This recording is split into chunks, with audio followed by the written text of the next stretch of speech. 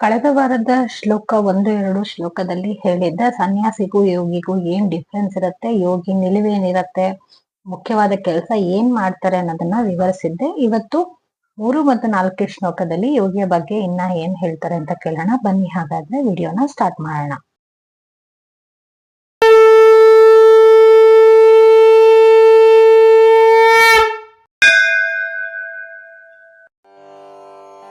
ಆರುರುಕ್ಷೋರ್ಮುನೆ ಯೋಗಂ ಕರ್ಮ ಕಾರಣಮುಚ್ಯತೆ ಯೋಗಾರೂಢಸ್ಯ ತಸ್ಯೈವ ಶಮಃ ಕಾರಣಮುಚ್ಯತೆ.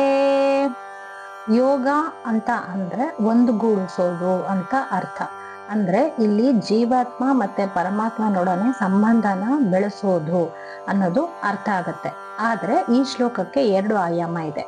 ಒಂದು ಏನಪ್ಪಾ ಅಂತಂದ್ರೆ, ನಾವು ಮಾಡೋ ಅಂತ ದಿನನಿತ್ಯ ಕರ್ಮ, ನಿತ್ಯ ಕರ್ಮ ಅಂತ ಏನ್ ಹೇಳ್ತೀವಿ, ಅದು ಎಲ್ಲಿ ತನಕ ಮಾಡ್ಬೇಕು, ಎಲ್ಲಿ ಬಿಡ್ಬೇಕು ಅನ್ನೋದು ಒಂದು ಆಯಾಮ ಆದ್ರೆ, ಇನ್ನೊಂದು ಸಾಮಾಜಿಕವಾಗಿ ಒಬ್ಬ ಸಾಧಕನ ಕರ್ತವ್ಯ ಏನು ಅನ್ನೋದು ಈ ಶ್ಲೋಕನ ವಿವರಿಸುತ್ತೆ.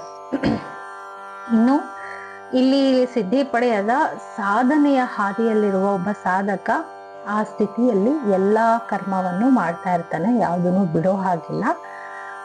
ಸಿದ್ಧಿ ಆದ್ಮೇಲೆ ಆತ ಸಮಾಧಿ ಸ್ಥಿತಿಯಲ್ಲಿ ಭಗವಂತನ ಒಳಗಿಂದನೇ ಕಾಣಿಸ್ಕೊಳ್ತಾನೆ. ನಾನು ಮುಂಚೆನೆ ಹೇಳಿದ್ದೆ, ನಮಗೂ ಮತ್ತೆ ನಮ್ಮ ಅಂತರಂಗದಲ್ಲಿ ಭಗವಂತನ ದರ್ಶನ ಆಗತ್ತೆ. ಅದಕ್ಕೊಂದು ಮಧ್ಯದಲ್ಲಿ ಪರದೆ ಅಂತ ಹಾಕೊಂಡಿರ್ತೀವಿ, ಆ ಪರದೆ ತೆಗೆದ್ರೆ ಆಗತ್ತೆ ಅಂತ ಹೇಳಿದ್ದೆ.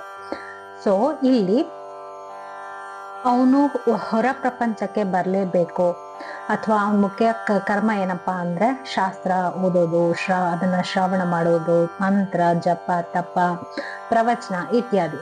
ಸೊ ಆದ್ದರಿಂದ ಅವ್ರಿಗೆ ವಿಹಿತ ಕರ್ಮಗಳ ವಿಧಿ ನಿಷೇಧ ಬದ್ಧತೆ ಅಪರೋಕ್ಷ ಜ್ಞಾನದವರೆಗೆ ಮಾತ್ರ. ಉದಾಹರಣೆ ಹೇಳ್ಬೇಕು ಅಂತಂದ್ರೆ, ಒಬ್ಬ ಅಪರೋಕ್ಷ ಜ್ಞಾನಿ ಧ್ಯಾನಕ್ಕೆ ಕುಳಿತಾಗ ತನ್ನ ಅಂತರಂಗದಲ್ಲಿ ಭಗವಂತನ ಕಾಣ್ತಾ ಇರ್ತಾನೆ ಮತ್ತು ಆ ಆನಂದದಲ್ಲಿ ಕೂಡ ಮುಳುಗಿರ್ತಾನೆ.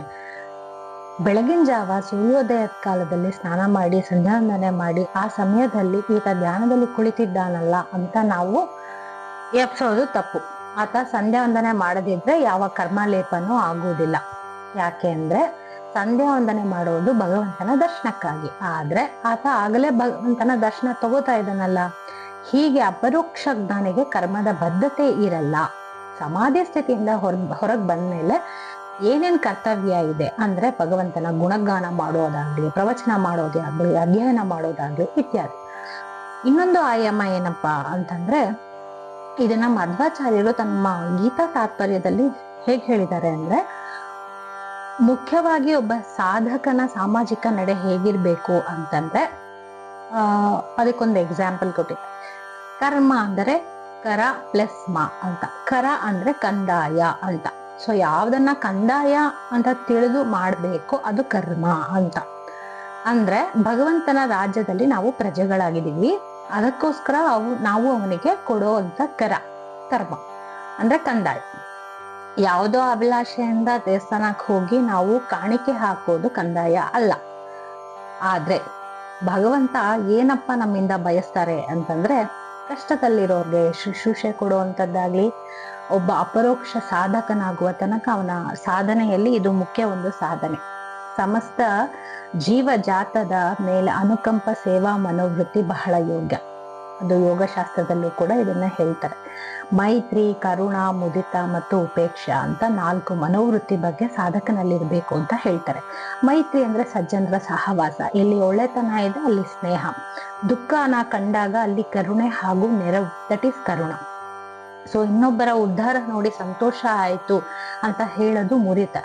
ರಿವೆಂಜ್ ಆಯ್ತು ನೋಡಿ ನನ್ನ ಮಗ ತಗೊಂಡ್ಬಿಟ್ಟ ಅಂತ ಬೇಜಾರ್ ಮಾಡ್ಕೊಳ್ಳೋದಲ್ಲ, ಅದು ಮುದಿತ.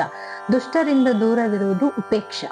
ಅಂದ್ರೆ ಕೆಟ್ಟವರೊಡನೆ ಅವ್ರನ್ನ ಆದಷ್ಟು ಅವಾಯ್ಡ್ ಮಾಡಿ ಅವರಿಂದ ದೂರ ಇರೋದು ಅಂತ. ಹೀಗೆ ಒಬ್ಬ ಸಿದ್ಧನಾದವ ಅಂದ್ರೆ ಯೋಗಾರೂಢ ಸದಾ ಅಂತರ್ಮುಖಿಯಾಗಿರುತ್ತಾನೆ, ಅವನಿಗೆ ಸಾಮಾಜಿಕ ಬದ್ಧತೆ ಇರಲಿಲ್ಲ ಅಂತ.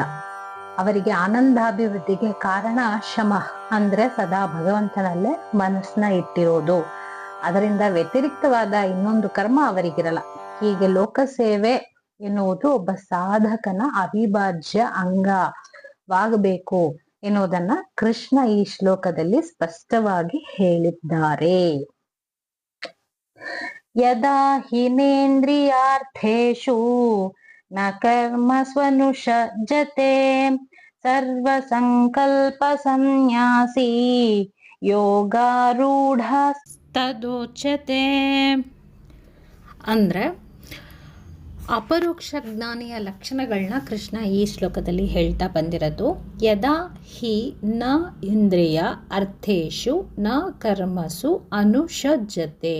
ಅಂದರೆ ಅಪರೋಕ್ಷ ಜ್ಞಾನಿಗಳು ಇಂದ್ರಿಯಗಳನ್ನ ಸೆಳೆಯುವ ಸಂಗತಿಗಳಲ್ಲಿ, ಇಂದ್ರಿಯಗಳು ಅಂತಂದರೆ 5 ಸೆನ್ಸಸ್, ಕೇಳಿಸ್ಕೊಳ್ಳೋದು, ಸ್ಪರ್ಶ, ನೋಡೋದು, ತಿನ್ನೋದು, ರಸ, ಗಂಧ, ಹೀಗೆ.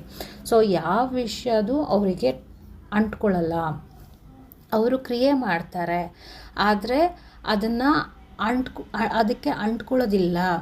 ಈಗ ಫಾರ್ ಎಕ್ಸಾಂಪಲ್ ನಮಗೇನೋ ಒಂದು ತಿನ್ನಬೇಕು ಅಂತ ಆಸೆ ಆದರೆ ಅದನ್ನೇ ತಿನ್ನೋದನ್ನೇ ಜ್ಞಾಪಿಸ್ಕೊಂಡು ತಿನ್ನಬೇಕು ಅಂತ ಅನ್ನಿಸ್ತು ಆ ಕ್ಷಣಕ್ಕೆ ಏನೋ ಒಂದು ಸುಮ್ಮನಾಗ್ಬಿಡೋದು ಅಷ್ಟೇ, ಹಾಗೆ. ಆದರೆ ಅದೇ ಗುಂಗಲ್ಲೇ ಇರಲ್ಲ ಅನ್ನೋ ಥರ. ಸೊ ಸಾಧನೆಯ ಹಾದಿಯಲ್ಲಿರುವ ಸಾಧಕ ಕಷ್ಟಪಟ್ಟು ಇಂದ್ರಿಯ ನಿಗ್ರಹ ಮಾಡಿದ್ರೆ, ಎಷ್ಟೋ ಸಲ ಅನ್ಕೋತೀವಿ ಅದು ಆಯಿಲಿ ಫುಡ್ಡು ತಿನ್ನೋದು ಬೇಡ, ಒಳ್ಳೆಯದಲ್ಲ ಅಂತ ತುಂಬ ಟ್ರೈ ಮಾಡ್ತೀವಿ, ಆಗಲ್ಲ, ಇನ್ನೂ ಬೇಕು ಅನ್ನೋ ಹಂಗೆ ಮಾಡುತ್ತೆ. ಆದರೆ ಅದನ್ನು ನಾವು ನ್ಯಾಚುರಲ್ಲಾಗಿ ಮ್ಯಾನೇಜ್ ಮಾಡಬಹುದು ಅಂತ. ಸೊ ಇಂದ್ರಿಯ ನಿಗ್ರಹ ಮಾಡಿದ್ರೆ ಅಪರೋಕ್ಷ ಜ್ಞಾನಿಗಳಿಗೆ ಇದು ಅವ್ರಿಗೆ ನ್ಯಾಚುರಲ್ ಆಗಿ ಬರುತ್ತೆ, ಅವ್ರು ಅದನ್ನು ತಲೆನೇ ಕೆಡಿಸ್ಕೊಳ್ಳೋಕ್ಕಲ್ಲ. ಅಂದರೆ ಆರೂಢ ಅಂತ ಹೇಳ್ತಾರೆ, ಅಂದರೆ ಬಲವಾಗಿ ನೆಲೆಸಿರೋ ಅಂಥದ್ದು ಅಂತೆ.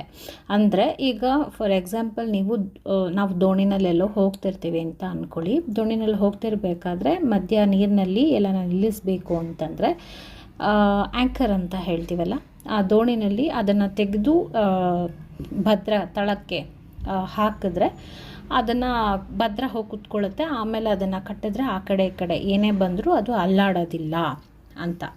ಹಾಗೆ ಯೋಗಿ ಇಂದ್ರಿಯದ ಪ್ರಪಂಚದಲ್ಲಿದ್ದರೂ ಅವನು ಇಂದ್ರಿಯಕ್ಕೆ ಅತೀತವಾದ ಪರಮಾತ್ಮನ ಸತ್ಯನ ಬಿಗಿದು ಹಿಡ್ಕೊಂಡಿರ್ತಾನೆ ಅಂತ. ಈಗ ನಾವು ಸಮುದ್ರದ ದಡದಲ್ಲಿ ಕೂತ್ಕೊಂಡು ಸಮುದ್ರ ನೋಡ್ತಾ ಇರ್ತೀವಿ, ಅಲೆಗಳು ಬರ್ತಾ ಇರುತ್ತೆ, ಹೋಗ್ತಾ ಇರುತ್ತೆ, ಅದನ್ನು ನೋಡಿ ಖುಷಿ ಪಡ್ತೀವಿ. ಆದರೆ ಅಲ್ಲಿರೋ ಅಲೆಗಳ ಕಂಟ್ರೋಲು ನಮ್ಮ ಕೈಲಿರಲ್ಲ. ಯಾವ ಅಲೆ ಹೇಗೆ ಬಂತು, ಹೇಗೆ ಅದು ತಟಸ್ಥ ಆಯಿತು ಅಂತ ಅದನ್ನು ಎಂಜಾಯ್ ಮಾಡೋದ್ರಲ್ಲಿ ನಮಗೆ ಖುಷಿ ಇದೆ. ಅದೇ ಥರ ನಮ್ಮ ಜೀವನದಲ್ಲಿ ಕಷ್ಟ, ಸುಖ, ನೋವು, ನಲಿವು ಅಂತ ಅಲೆಗಳು ಬಂದು ಹೋಗ್ತಾ ಇರುತ್ತೆ, ಬರ್ತಾ ಇರುತ್ತೆ, ಹೋಗ್ತಾ ಇರುತ್ತೆ. ಆದರೆ ಅದ್ರ ಕಂಟ್ರೋಲು ನಮ್ಮ ಕೈಲಿರಲ್ಲ. ಸಮುದ್ರದ ಅಲೆನ ನೋಡಿ ನಾವು ಹೇಗೆ ಬಂತು ಹೋಯ್ತು ಅಂತ ಅಂದ್ಕೊಳ್ತೀವಿ, ಹಾಗೆ ದಿಸ್ ಟು ಶಾಲ್ ಪಾಸ್. ಇದು ಹಾಗೆ, ಖುಷಿ ಬಂತು ಹೋಯಿತು, ದುಃಖ ಬಂತು ಹೋಯಿತು ಅಷ್ಟೇ. ಇದ್ರ ಮೇಲೆ ಕಂಟ್ರೋಲ್ ನಮಗಿಲ್ಲ ಅಂತ ಅಂದ್ಕೋಬೇಕು. ಆದರೆ ಇದನ್ನು ಮಾಡೋದು ತುಂಬ ಕಷ್ಟ ಇದೆ. ಎಷ್ಟು ಅಟ್ಯಾಚ್ಮೆಂಟ್ ಇಟ್ಕೊಂಡಿರ್ತೀವಿ ಎಲ್ಲರ ಮೇಲೆ, ಇವ್ರು ಹಿಂಗೆ ಅಂದ್ಬಿಟ್ರು ಬೇಜಾರು ಮಾಡ್ಕೊಂಬಿಡ್ತೀವಿ. ಅಂದ್ಕೊಂಡಂಗೆ ಆಗಲಿಲ್ಲ, ಬರಬೇಕಾಗಿತ್ತು ಟೈಮಿಗೆ ದುಡ್ಡು ಬರಲಿಲ್ಲ, ಎಷ್ಟು ಚಿಂತೆ ಮನುಷ್ಯನಿಗೆ ಅಲ್ವಾ. ಸಿಂಪಲ್ಲಾಗಿ ಇಲ್ಲಿ ಹೇಳ್ಬಿಟ್ಟಿದ್ದಾರೆ ಹಿಂಗೆ ಇದ್ಬಿಡು ಅಂತ. ಆದರೆ ನಾವು ಮಾಡೋದಕ್ಕೆ ಎಷ್ಟು ಕಷ್ಟ ಅಂತ ಅನ್ನಿಸ್ತಿದೆ. ಒಂದು ಸಲ ಆ ಕಷ್ಟನ ನಾವು ಅನುಭವಿಸಾದ್ಮೇಲೆ ಗೊತ್ತಾಗುತ್ತೆ, ಇದಿಷ್ಟೇ ಅಂತ. ಈ ಅಧ್ಯಾಯದಲ್ಲಿ ಕೃಷ್ಣ ಧ್ಯಾನದ ಸಂಪೂರ್ಣ ಪ್ರಕ್ರಿಯೆಯನ್ನು ಮುಂದೆ ವಿವರಿಸ್ತಾರೆ. ಹಾಗಾಗಿ ಅದಕ್ಕೆ ನಮ್ಮ ಮನಸ್ಸನ್ನ ನಾವು ಹೇಗೆ ಪ್ರಿಪೇರ್ ಮಾಡ್ಕೋಬೇಕು, ನಾವು ಯೋಗಾರೂಢರಾಗಬೇಕಾದ್ರೆ ನಾವು ಏನು ಮಾಡಬೇಕು ಅನ್ನೋದನ್ನು ಮುಂದಿನ ಶ್ಲೋಕಗಳಲ್ಲಿ ಹೇಳ್ತಾರೆ. ಅಲ್ಲಿಯವರೆಗೂ ಸರ್ವೇ ಜನಾಃ ಸುಖಿನೋ ಭವಂತು, ಸನ್ಮಂಗಳಾನಿ ಭವಂತು. ಮತ್ತು ಮುಂದಿನ 2 ಶ್ಲೋಕದಲ್ಲಿ ಮುಂದಿನ ವಾರ ಭೇಟಿಯಾಗ್ತೀನಿ. Thank you for watching.